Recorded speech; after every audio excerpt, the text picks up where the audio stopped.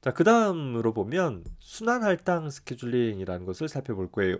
라운드 로빈이라고 그래서 시분할 시스템을 위해서 제공되어지는 스케줄링 방법이기도 해요. 타임 퀀텀 혹은 타임 슬라이스라고 불리우는 어떤 아주 짧은 시간 간격을 각각의 프로세스에게 할당을 해주는 그런 스케줄링인 거죠. 이 시간 동안만 각각의 프로세스는 CPU를 사용할 수 있는 거예요. 이 시간이 만료되어지면 강제로 스케줄링 해주어서, 다시 말해서 선점해 버리는 거죠. 라운드 로빙은 비선점형이 있을 수 없어요. 누군가가 충분히 CPU를 사용하지 않았다 하더라도 시간이 만료되어지면 강제로 CPU를 뺏어 가지고서 다음에게 순차적으로 할당해주는 그런 스케줄링 방법이 되는 것입니다. 그래서 소위 할당하는 순서를 들어온 순서대로 할당한다라고 하면 소위 선점형 FCFS라는 방법과 유사해 보일 수 있습니다. 자, 이 라운드 로빙 스케줄링 방법은 일반적으로 평균 대기 시간은 그리 좋은 스케줄링 방법은 아니에요. 앞에서 우리가 평균 대기 시간을 줄이는 부분에 좀 더 관심을 갖고 있었었는데, 라운드 로빙 스케줄링 방법은 사용자 응답성을 향상시키기 위해서 여러 개의 프로그램들이 골고루 조금씩 병행적으로 실행되기를 원하는 그런 시스템에서 사용하는 것이잖아요. 그래서 빠르게 일을 처리하는 데에는 조금 강점을 갖고 있지 못하는 그런 스케줄링 방법이기는 하다라는 것 감안을 해두기 바랍니다.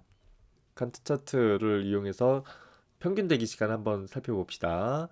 현재 P1, P2, P3라는 세 개의 프로세스가 있다라고 했을 때, 자, 우리 앞에서 제일 처음에 선입선 처리했던 부분이죠. 시각 0에 세 개의 프로세스가 거의 동시에 도착했다라고 가정을 해봅시다. 자, 이때 P1이 먼저 도착을 했으니까 기본적으로 P1 먼저 서비스를 해줄 것이에요. 그래서 0m초에서 즉각적으로 P1 프로세스에 대해서 처리를 수행을 시작을 했는데, 현재 이 상황에서 타임 퀀텀은, 그러니까 하나의 프로세스에게 할당되어지는 시간 간격은 4m초라고 가정을 하면, 현재 P1이 4m초 정도 사용한 시점에서 전체가 24m초이니까 20m초 부분이 남아있지만 CPU를 회수해 가는 거예요. 너에게 할당된 시간이 다 됐으니까 일단 양보해줘, CPU를 양보해줘 라고 해서 CPU를 뺏어오고, 그리고 다음 프로세스에게 할당을 해주게 되는 것입니다. 자, P2가 두 번째로 도착을 한 상황이니까 현재 P2에게 CPU를 4m초 동안 할당을 해줄 거예요. 그런데 현재 P2는 3m초면 할 일이 다 끝나버렸네요. 할 일이 다 끝나면 굳이 4m초를 기다릴 필요는 없겠죠. 즉각적으로 컨텍스트 스위칭이 일어나서 다음 P3에게 다시 3m초만큼 CPU를 할당할 것이고, P3 역시 타임 퀀텀은 4m초이지만 3m초 만에 일을 끝내고 나면 즉각적으로 다시 스케줄링 되어져서 이제 P1, P2, P3라는 세 개의 프로세스가 한 번씩 골고루 사용되어졌잖아요. 그러면 다시 P1에게 4m초의 시간 퀀텀만큼 할당을 해주는 거예요. 이때 또 다른 프로세스가 있으면 역시 걔와 함께 돌아가면서 처리가 될 것이고, 지금은 없는 상황이니까 나머지 시간 동안 계속 3m초씩 나머지 작업들을 P1이 수행을 해나가게 된다라는 것입니다. 자, 그래서 P1의 대기 시간 보면 처음에 즉각적으로 수행됐지만 P2, P3가 수행되어지기 위해서 우리 6m초만큼 기다리는 시간이 소요되었었죠. 그래서 전체 P1의 대기 시간은 6m초가 되는 것이고, P2는 0에 도착해서 4m초의 서비스 일어났으니까 4m초의 대기 시간을, P3는 7m초의 대기 시간을 갖게 되어져서 평균 대기 시간이 5.666m초 정도 된다라는 것입니다. 자, 이 같은 예제에서 우리가 FCFS 같은 경우가 도착 순서에 따라서 3m초도 나타날 수 있었죠. 자, 그런 상황에서 보면 5.66이라는 것은 그다지 좋은 성능은 아닌 것 같아요. 이렇듯 라운드 로빈은 평균 대기 시간을 가장 최적화하기 위한 방법은 아니다라는 것 참고 삼아 기억해 두기 바랍니다. 라운드 로빈 스케줄링의 성능을 대략 보면 각각의 프로세스에게 할당되어지는 시간 할당량인 타임 퀀텀과 성능이 좀 연관이 있을 텐데, 타임 퀀텀 값이 무한대이다 라고 하면 어떻게 되겠어요? 선입선처리랑 똑같이 되겠죠. 모든 프로세스가 한 번 시간 할당을 받게 되어지면 자기가 처리할 모든 내용을 다 처리할 만큼의 크기일 테니까 이론적으로 선입선출이랑 같을 것이고, 반대로 타임 퀀텀이 아주 짧다라고 한다면 어떻게 되겠어요? 뭐 예를 들어서 N개의 프로세스를 가지고 있는 상황에서 보면 전체 시스템을 현재 n분의 1 속도로 실행되는 자신만의 CPU를 가지고서 일을 처리하는 것처럼 보여줄 수 있을 거예요. 물론 컨텍스트 스위칭 하는데 시간이 0이다 라고 가정했을 때 그렇다라는 것이겠죠. 그러니까 n개의 프로세스가 있으니까 n번에 한 번씩은 자기가 서비스가 되어지는 상황인 것이잖아요. 그래서 마치 n분의 1 속도로, 그러니까 좀 느린 프로세서로 일을 수행하는 것처럼 보여질 수 있다라는 것입니다.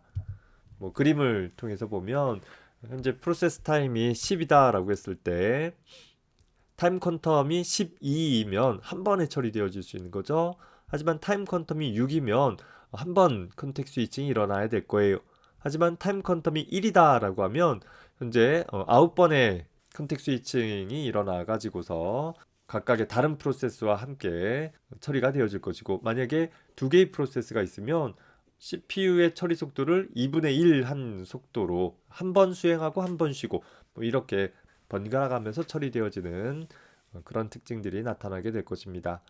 따라서 하나의 프로세스에게 할당되어지는 시간 할당량은 컨텍스트 스위칭 시간보다는 어느 정도 충분히 커져야지만 우리가 의미 있는 성능들을 기대해 볼 수 있게 될 것입니다. 예를 들어서 하나의 CPU에게 할당되어지는 시간 할당량이 1mC인데 컨텍스트 스위칭 타임이 1mC이다 라고 하면 소위 1mC 수행하기 위해서 1mC 기다려야 하는, 작업을 전환하기 위해서 기다려야 한다라고 하면 퍼포먼스가 굉장히 나빠지는 상황이 발생되겠죠. 가장 이상적인 경우는 거의 컨텍스트 스위칭 타임이 0에 근사할 수 있으면 좋을 것이고, 실제로는 0이 되지는 못하겠지만 적당히 좀 무시할 수 있을 만한 값이 돼야 될 거예요. 자, 그렇다라고 해서 타임 퀀텀 값을 컨텍스트 스위칭 타임에 비해서 아주 크게 늘려버리면 이제는 사용자 응답성이 상대적으로 떨어져 버리는, 하나의 프로세스에게 할당한 시간이 기니까 뭔가 각각의 프로세스가 전환하는 주기가 길어지겠죠. 그러면 사용자 응답성이 상대적으로 좀 떨어져서 역시 라운드 로빈 스케줄링에 따른 장점들을 좀 얻기 어려울 수도 있는 그런 상황이 발생될 것입니다. 특히 각각의 프로세스에게 할당되어지는 시간 할당량의 크기에 비례해서 항상 성능이 개선되어지는 것만은 아닌 뭐 그런 특징들을 볼 수도 있어요. 다음 그래프에서 보면 현재 각각의 시간 할당량을 뭐 1mC, 2mC 이렇게 쭉 늘려나갔을 때 평균 턴어라운드 타임이 어떻게 되어지는지를 그래프로 나타내 본 것이에요. 어떤 이제 특정 사례인 거죠. 이 사례에서 턴어라운드 타임이 어떻게 되어지는가 봤더니 현재 분명히 시간 간격이 증가되어지게 되면 전체적으로 성능이 개선되어지는 것처럼 보여지기는 하나 어떤 경우에는 이렇게 역행하는 순간들이 있더라라는 거죠. 시간 할당량의 크기에 비해 총 처리 시간이 개선되어질 수 있으려면 대부분의 프로세스가 주어진 시간 할당량 안에 다음 CPU 버스트를 끝낼 수 있다라고 한다면, 즉 CPU 버스트 타임의 한 80% 정도는 지정된 시간 할당량보다 좀 짧게 처리될 수 있는 경우여야지만 어느 정도의 효율성들을 확보할 수 있기도 하다라는 것 참고 삼아 봐두기 바랍니다.